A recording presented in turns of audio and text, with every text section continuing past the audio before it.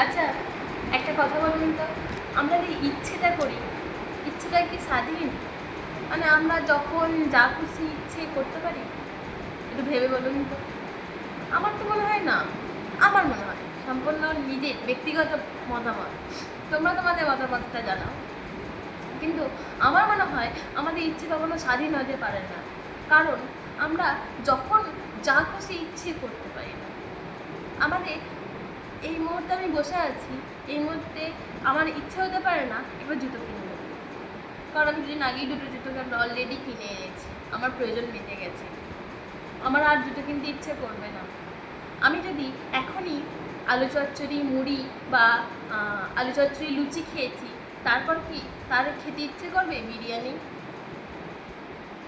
ইচ্ছে করবে না, কারণ আমার পেট ভর্তি, আমার ইচ্ছেটাই হবে না বিরিয়ানিটা খাই। কেউ যদি সামনে এনেও যদি ঘুরে বেড়াই তাহলেও আমার হয়তো ইচ্ছা হবে না, কারণ আমার পেটটা ভর্তি। যদি ভর্তি না থাকে তাহলে মনে হবে এক চামচ খেয়ে দেখি, কিন্তু একদম যদি গলা পর্যন্ত ভর্তি থাকে আমার কখনোই কিন্তু ইচ্ছে করবে না যে আমি আর এক চামচ বিরিয়ানি খেয়ে দেখি। বা ধরো তোমার হঠাৎ করে ইচ্ছে আছে একটা নতুন মোবাইল কিনতে হবে, তাহলে এটা তো ইচ্ছা হয়েছে আমার, কিন্তু না, এটা ইচ্ছা হয়নি।